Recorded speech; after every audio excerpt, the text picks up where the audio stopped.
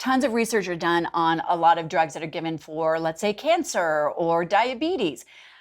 Almost no research on drugs that are given for psychotropic purposes for young people. So when we do that, I'm with you, and I want to say this about the guns aspect.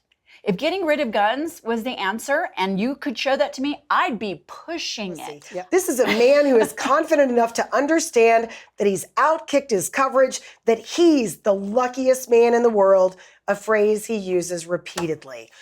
Guys, this is the way. Because women have been told for a really long time that our career is the most important thing, and a lot of young women have locked into that. And though I can appreciate it as a career woman myself, I'll tell you what I appreciate more, having a man that thinks I am amazing. There is a sequence to success, and it's about time we start telling young people this, just like you can verify it. Get at least a high school diploma and then get a job. Then get married, then have kids.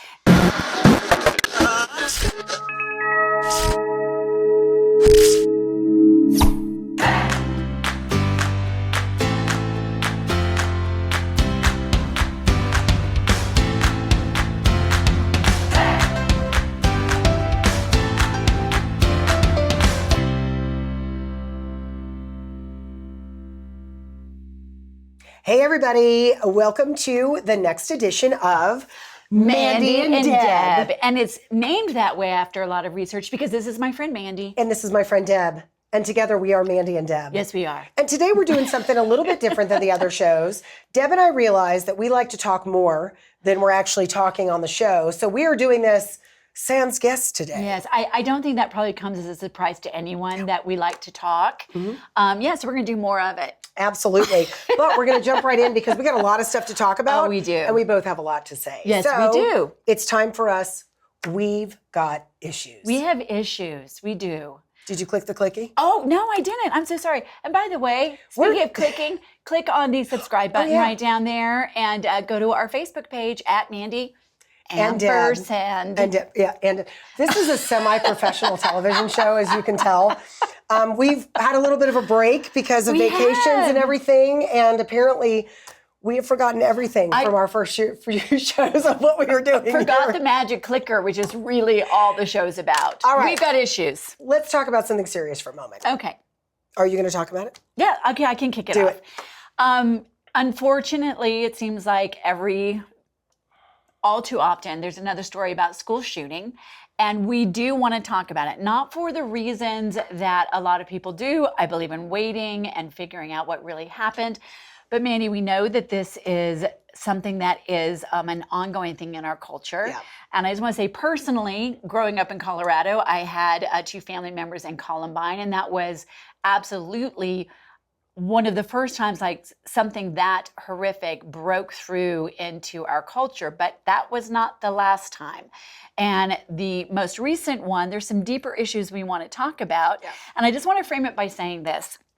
We're talking about the Minneapolis school shooting, the one that happened at the Annunciation Catholic School. And why we think it's important to talk about it, by the way, is there's a lot of people in the media who are saying, oh, let's not talk about it. Let's not get the facts out. Let's make sure we don't talk about inconvenient aspects of it, as though the American people don't have a right to know. The most frustrating part of this entire story for me is that exact point. If we really want to understand why school shootings happen, we need to do a deep dive on every aspect of the shooters' lives. And I don't care where that leads us, but we cannot manage what we do not measure. And when we don't do a deep dive, when we don't have the conversations, we are not helping our ability to stop the next event, whether it is a disaffected young white man, or it is, in this case, another trans-identifying person. We've got to understand what motivates people, so in the hopes that we can recognize the signs, maybe recognize the symptoms, and stop something like this from happening in the future. I realize that for some, the answer is always gun control. For me, it's about dealing with the incredible mental health crisis that we're having in this country and the sort of nihilism that's taken hold, where we don't value life at all. Right. And if you don't value the lives of little children in a Catholic school, I mean, we have fallen so far away from where we need to be. I agree, because the other thing, like you said, is either, as some people have been saying, okay, let's not even talk about the background of the shooter. Like you said, it doesn't matter where that leads. It doesn't matter if that leads to someone who professes to be a conservative Christian. Let's find out what happened in that mental health situation. The other thing that they do is immediately politicize it. In Colorado, the STEM school shooting, one of the things that was so refreshing to finally see was when immediately, within 24 hours, there was an entire entire goal to make it all about the guns. It was the students who walked out and said, we will not be used as political pawns. This is about mental health, not about guns. And that's why we want to get to the motive behind it all, because if we haven't been paying attention, which I think most of us have been, there's a crisis in our young people that are either so nihilistic, so suicidal, having issues, that this is happening more frequently, not less. And that's the crux of the issue. Whether the shooter is a young white supremacist, as we saw years ago in the shooting in a South Carolina church that was absolutely horrific, that guy's motivations were absolutely analyzed every 6 way from Sunday, right? So we have to apply that same standard to anyone who decides to engage in a mass shooting, or we're never going to make any progress. So my hope from all of this is that we can start to have honest conversations about anyone who does something of this nature. Let's do, and let's talk about it, because I've just got to call it out. The New York Times said the motives were a mystery. Some of these latest shooters, such as the one at Covenant School and the last person who perpetrated this horrific crime in Minneapolis, they wrote an entire manifesto, and they talked about predominantly not only who they hated, but their mental issues, their anguish, all of these sorts of things. So let's jump into it and let's talk about some of what we've been discovering. So I started looking online because I was just looking for information about mental illness diagnoses with trans people. And I was surprised to find out how much data there is. And this is not data from, quote, right-wing sources. This is data from the Trans Survey that is actually a survey of trans people. So I don't want to present this as if some kind of gotcha, because I will tell you, I was genuinely shocked. At some of these statistics. Let me just share some of this. 44% of respondents met the criteria for serious psychological distress. That's compared to less than 4% of the general population in the United States. A majority, 81% of respondents, indicated that they felt down, depressed, or hopeless at least several days over the past 2 weeks. 3/4 reported little interest or pleasure in doing things at least several of the days over the past 2 weeks. 38% of respondents considered suicide. These are staggering numbers. Yes. These are numbers that should say to us there is a mental health crisis of epic proportions in the trans community. I am not anti-trans. I am not anti-individuals who are struggling so much that they think changing gender is going to answer their prayers. The reality is that if you have all of these other coexisting conditions, you can't brush them all off to minority stress, because the reality is these numbers are well beyond what other minorities can attribute to minority stress. Agreed. So we have to get real about the fact that these people are suffering. We need to address these issues to the best of our ability and stop trying to, I'm sorry, jack people up on hormones that their bodies are not intended to have. Because I have had a recent experience, Deborah, that I'm just going to share a little window into right now. 5 weeks ago, I had a full hysterectomy. And I don't regret it. It was totally appropriate. I immediately felt a million times better. But talk about a hormonal poop storm. I was. By the way, I'm so sorry. That is an official psychological term, a poop storm. Yeah, well, I ratcheted it back, trust me, okay? Because I'm still in the midst of the hormonal storm. And you don't realize when it happens slowly over time and your hormones change and it's kind of a slow boil. Yeah. When you're you're just hurled into it, you are like, oh my gosh, hormones are really what keep me from murdering someone. And I'm kind of being sarcastic, but I'm kind of not. Yeah. And here's what I found interesting about this too, because it's mental health no matter what you're looking at. Right. So there's another source that I was looking at, and they went all the way back to Sandy Hook and beyond. And even Sandy Hook, the killer in that situation was on very heavy psychotropic drugs. I want to share some additional statistics of what we're doing to our young people. Just this absolute over-medicating of our young people. And this study showed how many of these mass shooters were on some kind of psychiatric drugs. When you look at this, there has been an 800% increase in the amount of psychotropic drugs we're giving our kids in 14 years. 800% increase. And here's the kicker to me. all of the times that we study and take all this time, oh, this does this with lab rats, all this, even in psychology today, they said that there has been no study on the effects of these drugs on developing minds, let alone when you combine them together. Then on top of it, Mandy, what you're talking about, now let's throw in hormones. Yep. Let's throwing hormones onto all of these psychotropic drugs.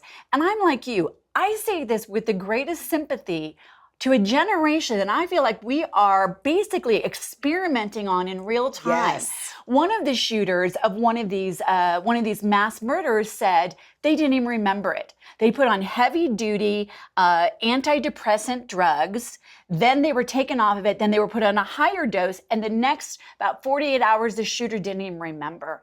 How about we take a step back? How about we say, what is making our kids so mentally ill? And why are we pumping them full of this kind of increase? There's another one, by the way, among teenagers, 1 out of 4 is on some kind of psychotropic drug, hard to say. And then 1 in 5, and it goes all the way down to preschoolers. Oh we're my now God. we're now medicating preschoolers. Can we just take a pause? And here's one thing I appreciate. I don't agree with Robert F. Kennedy Jr. on everything, but he's finally calling this into the light and saying it is time for the Department of Health to examine the consequences. Here's one other thing that I think is interesting. The psychiatric community, the mental health community, completely unregulated.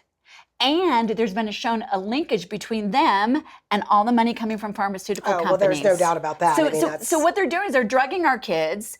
We're turning into this experiment, and it's turning into a lot of nightmares, disasters, like what we're saying. You know what I find super interesting is that one of the upsides of the legalization of marijuana is that it has allowed more research to be done in a very open way. They're getting a lot more information and a lot more data because people are, they will announce that they are smoking pot now because it's not illegal. And what they found is that young men, especially teen boys who smoke marijuana, if there's any propensity towards schizophrenia, smoking marijuana at a young age can kick that in. Yeah. So we know that pot works in that way, but yet we're giving our young men, our young women drugs that are affecting their brain development.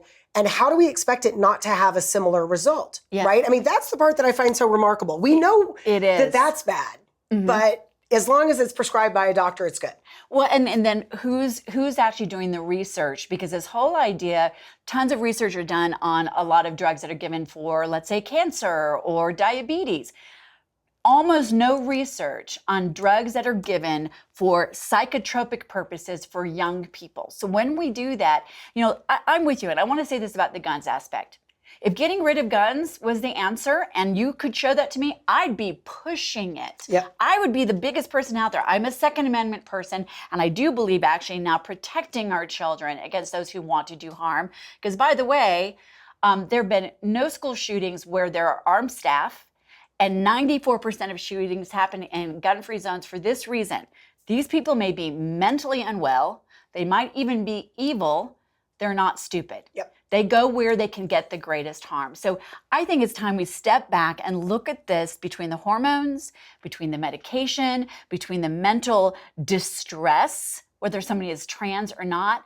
Let's get to that as a society. We have to fix that. And we've got kids that are anxious and stressed on their phones all the time. And what's the matter with kids today? More on that later. Okay, speaking of kids, let's shift gears just a little bit because I think this is a really important story. There's been a lot of chatter lately in the news about declining birth rates around the world. And it's not just in the United States, but we're seeing nations around the world dropping well below what's called the replacement rate, which is how many babies have to be born to keep up with the number of people who are dying. Some of the numbers are really, really scary. And if you think that depopulation is a no big deal thing, think about how every system in our society is set up. If we don't have new taxpayers, our entire social security system is going to collapse because it was set up badly. This is a huge, huge problem. And listen to some of these.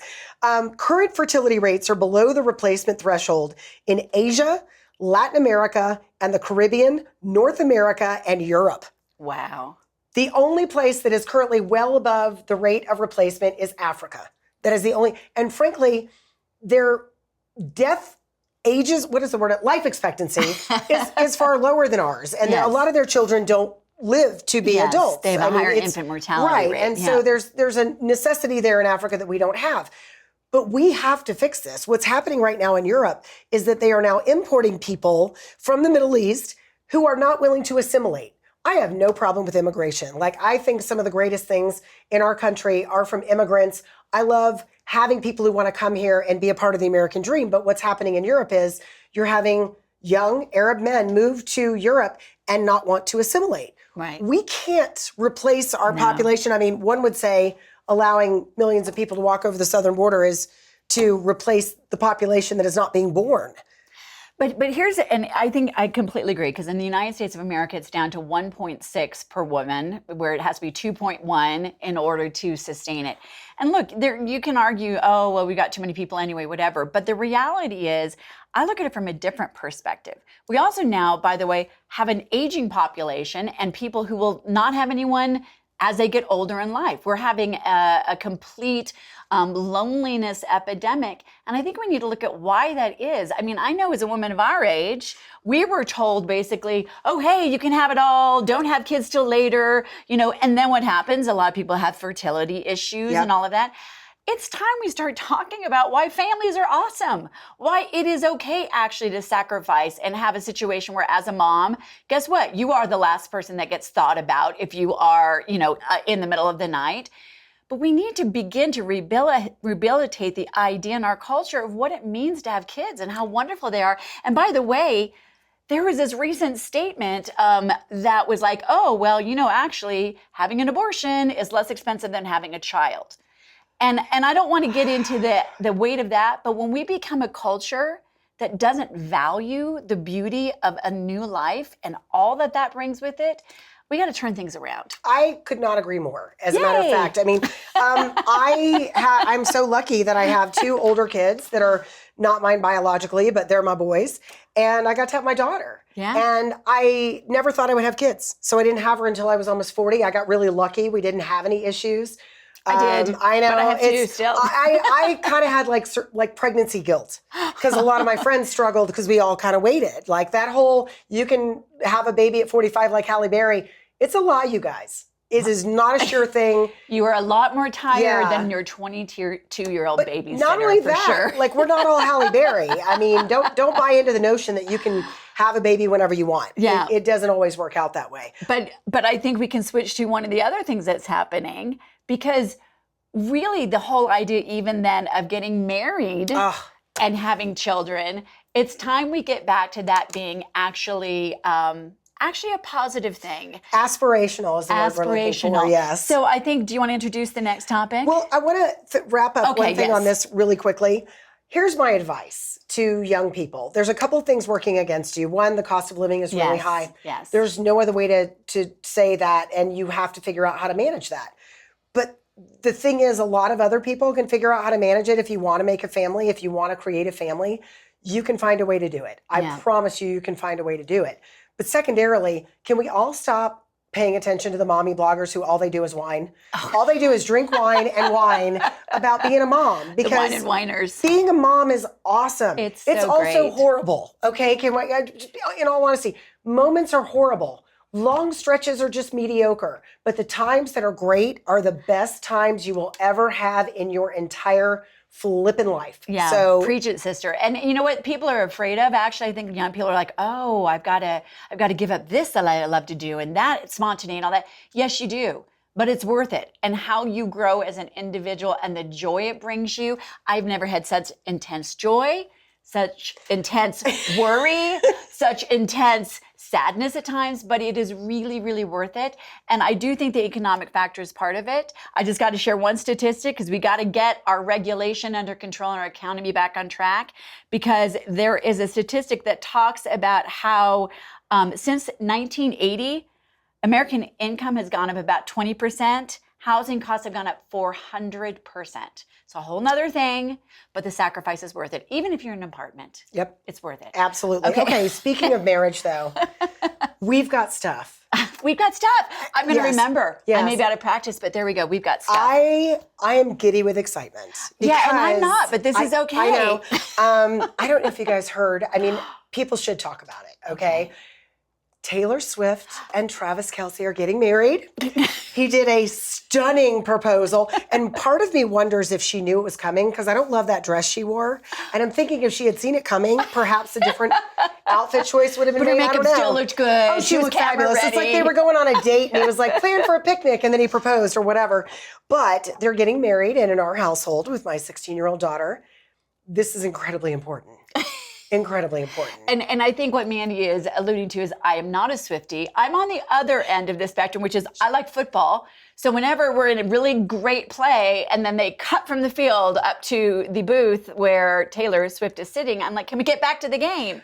Are you not a Kansas City Chiefs fan? I am not. I'm a Bronco fan, but I like watching them get beaten, and I want to stay on the field. There you go. But here's the point. All that being said, while I am not a Swiftie, I do admire in this free, amazing country of America what she has been able to do and the influence she has over young women in particular who have been soured on the idea of marriage. I think this is actually potentially a huge shift, hopefully, in our culture. There was such a great story by a guy named Will Ron at thefreepress.com. It's so good. So Will at the Free Press was assigned the job of watching the 2-hour podcast between Taylor and Travis. And he went into it gritting his teeth. And within the first 10 minutes, he's like smiling and laughing. He's like, I like these people.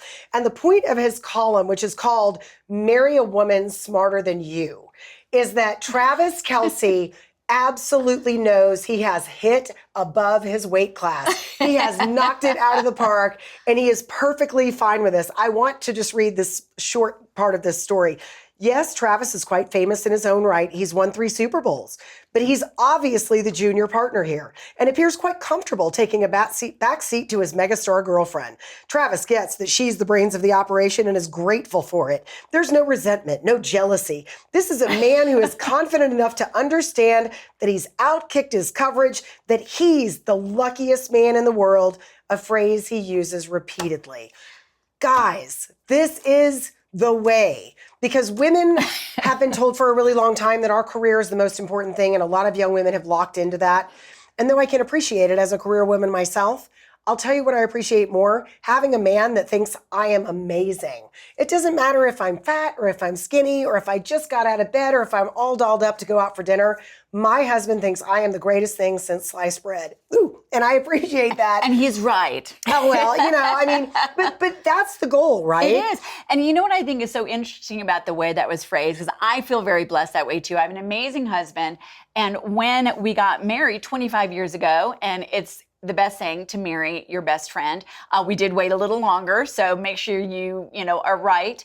But what I was always amazed about, because obviously, Mandy, you and I are out there, we're, doing speaking or radio or media or all of that.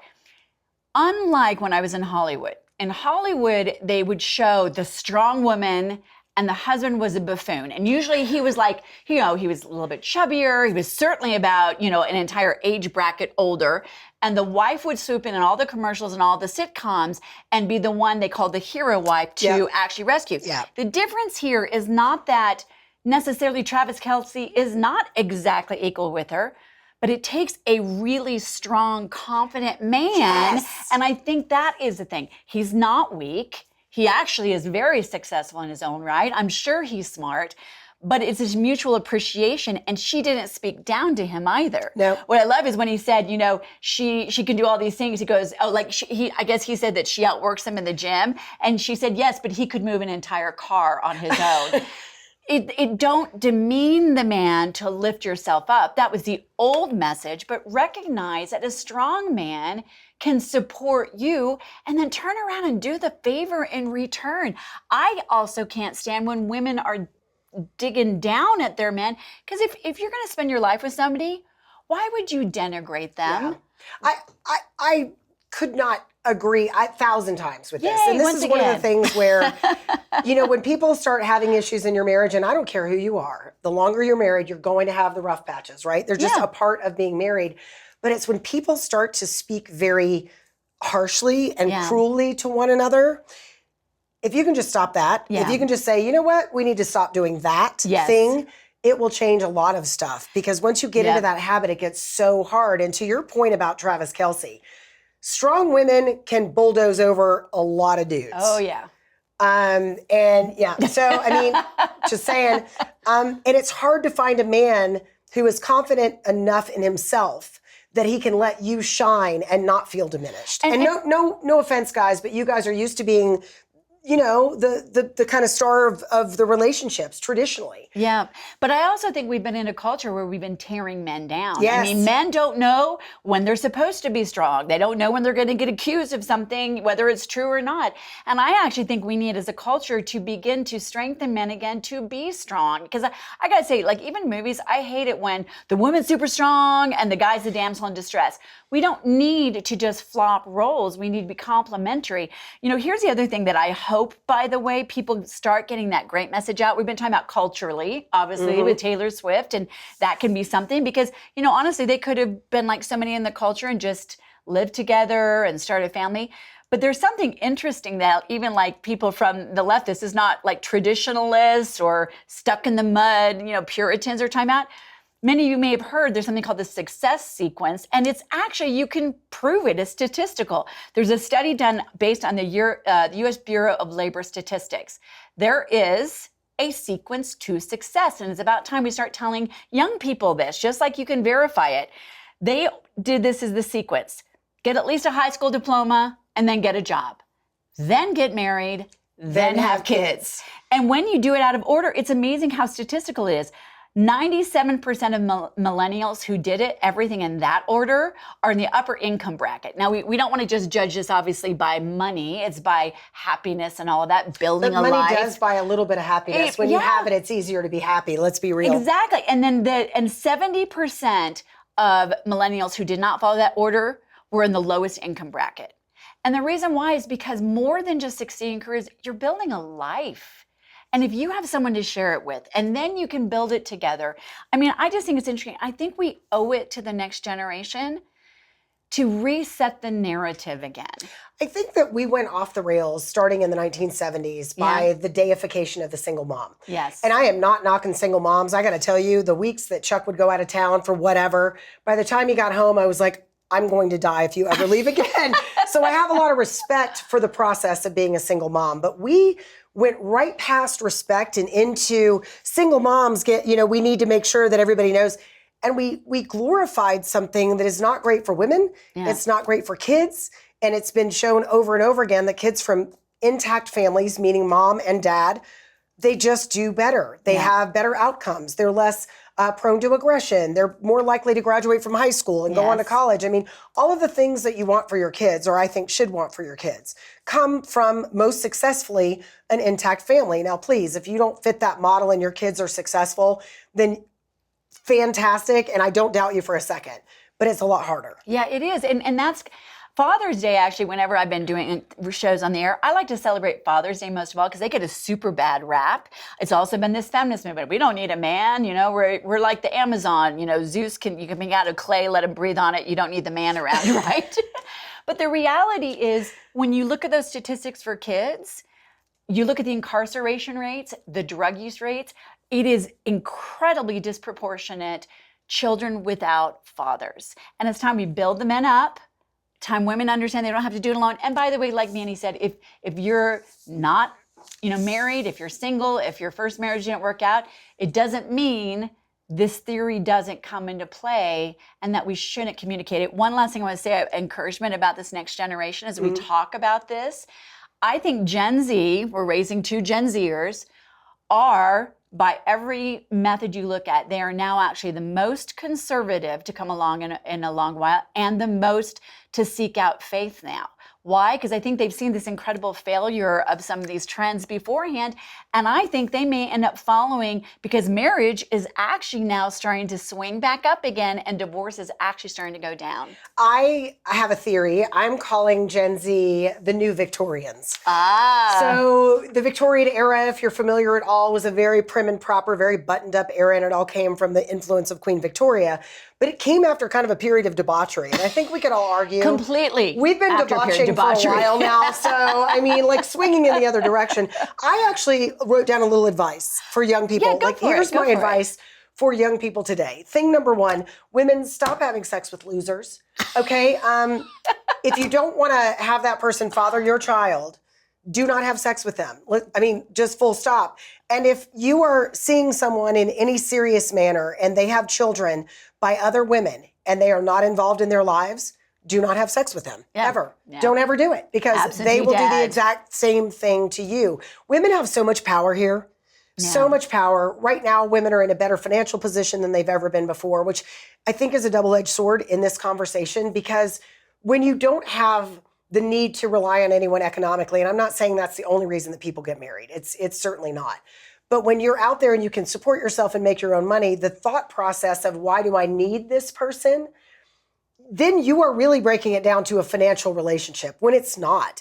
That is part of it. It's great to have a partner that you can grow and build and create a life with, but marriage is not about the financial aspect, but women, I think, are turning their backs on it simply as a financial concept. Absolutely. And I think you're missing out. So stop having sex with losers. That's thing number one. I agree with each of these, by the way. And choose carefully. When you decide you want to get married, choose carefully and make sure you understand the things that are important to you and your non-negotiables, and make sure they match up with the person that you want to marry. And my last piece of advice is for women, make sure you marry someone as committed to commitment as you are. Yeah. Because if you are marrying someone who makes that joke at your wedding, this is my first wife, you are in deep doo-doo, because you need somebody that says, we are married and we are married until we die. Yes. And that is what we're doing, because that'll get you through the hard times. I agree. And in fact, in our vows, and we got married in Hollywood, I'm from here, so you can imagine our wedding. Did you get married by an Elvis impersonator? No. It was the pastor of our church. Okay. But by the way, that was even fascinating to everybody who came from the movie side. Our two sides of our wedding, one side they were all wearing black and had sunglasses on. That was a Hollywood side. And there was all my relatives from Iowa and from our church that were looking a little bit different. But we had in our vows, I promise to never divorce you. And that was such an interesting thing afterwards. And people would say, how can you promise that? And we're like, because we are making that commitment. And if we don't make that commitment, then that back door is always open. Yep. Now, things happen, but I married my best friend, and so that made a difference. Here's what my quick advice would be, whether this is for you or for younger women in your life.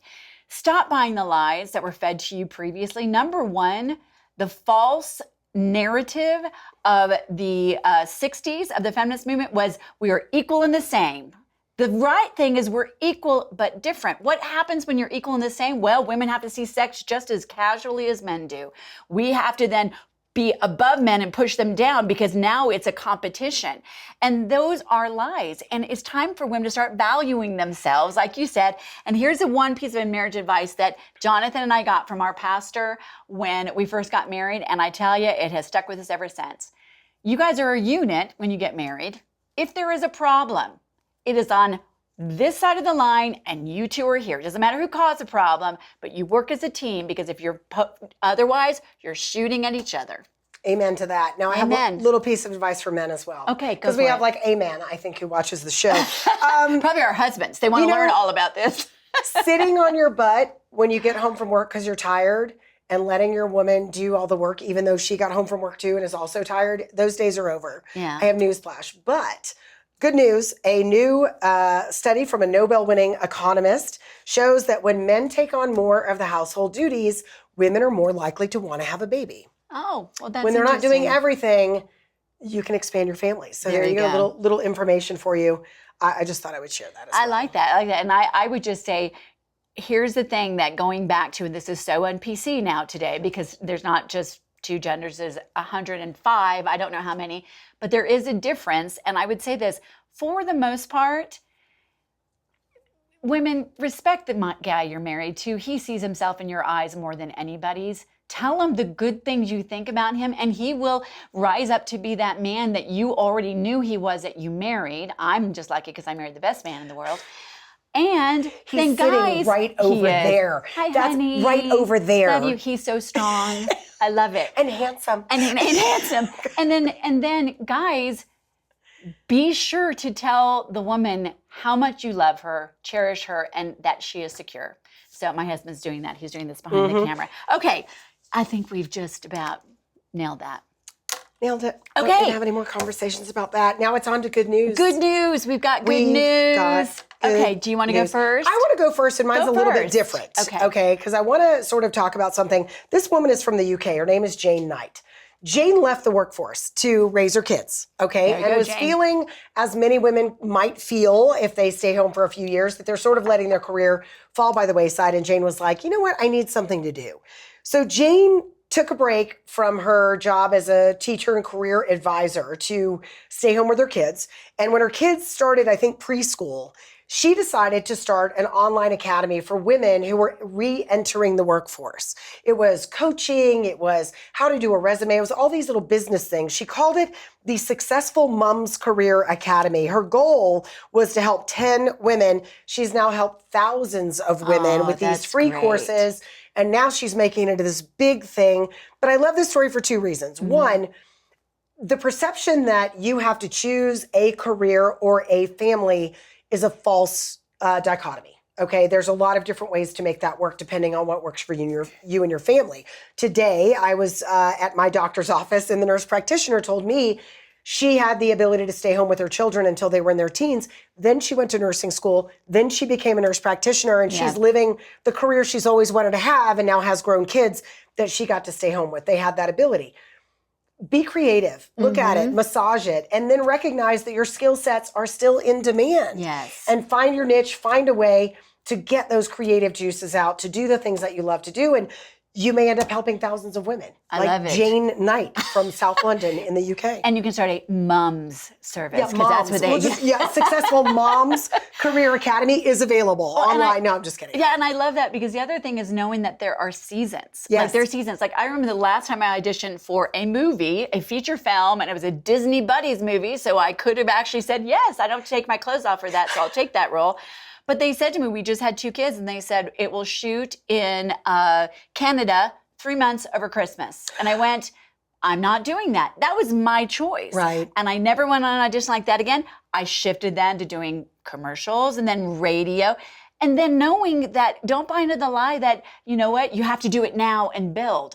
And the skill set that comes from those different periods builds on the next thing. So I love that.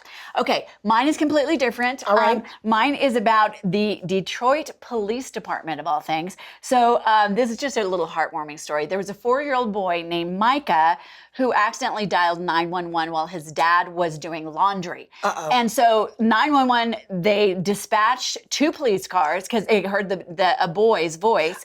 The 2 police cars show up. And soon they realized that 4-year-old Micah just wanted to talk to them about how much he loves soccer. So he started talking to them about soccer, and instead of what they could have done, and of course the dad was like, oh my gosh, what's happening?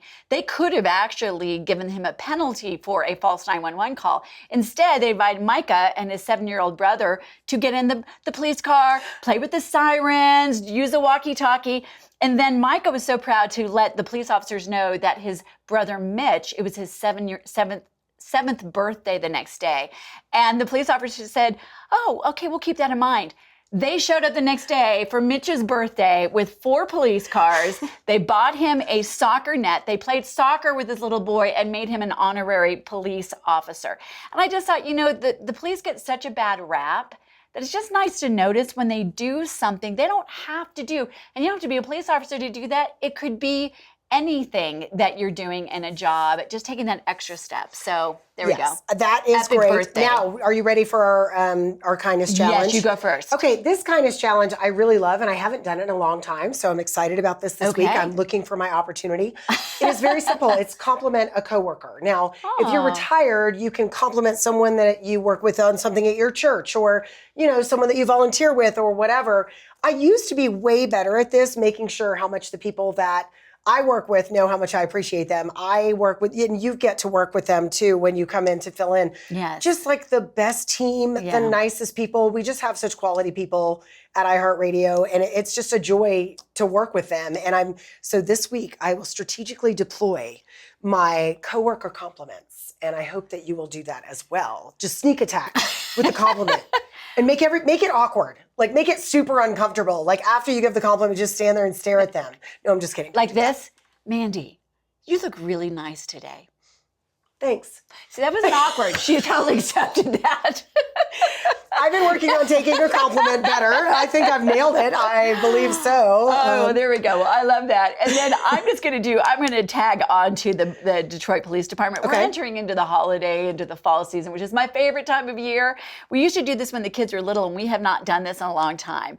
Be thinking about when you could drop off maybe some cookies or a pie or whatever to a firehouse. Your local firehouse. Yeah, your local firehouse choice. or the local police department, particularly the police, because they've been having a really rough go of it. Now, make sure that you enter in correctly and all of that. But with children, you will. But honestly, it's one of the most thankless jobs, and they're out there and they've got families that a lot of times they're away from, and a lot of times they're in harm's way. Just do something nice. Do it for your mail, service person. Leave something in there if they're good. We like ours. Our mail has been so jacked up as of late. Oh, well, I will then not be yeah. complimenting the people that are messing up my mail right now. Okay, well then don't. Well, That's a find the longer one story that for you a want longer to, time. but take a moment to do that, because sometimes it could be a note card. Just thank the people who serve us that oftentimes go without thanks. I think that's a great way to wrap up I the think show. And that look, is. look at that time. Hey, Yeah. right on. We So this can is Deborah. talk. Deborah and I are talking. I'm just going to give a little window into the world of the back of Mandy and Okay, Deb. here So it Deborah and I goes. were talking about the fact that we were just going to try and do a show without guests. And Deborah said, after she said this, I laughed and laughed. She did. said, She did. We'll see if we can make it to 40 minutes. And I was like, oh, you're adorable. So on that note, we'll leave you at 40 Right at minutes. 40 minutes. Well, we really appreciate your being a part of this. We do want to hear from you. We want to really start interacting with you even more on Facebook. Go to Mandy and Deb, ampersand. Ampersand, the squirrely thing. And we want to hear from you. We want to hear stories from you. We want to hear topics from you that you want to hear from, because, as we say, this is your show, even though it's called Mandy and Deb. Mandy and Deb. Because it's named after us. It We don't is. know you personally, Yeah. so it would have been awkward. And then also subscribe to all of the shows on IITV. Great folks at the Independence Institute. We hope that you subscribe. Amen. We'll see you guys next time.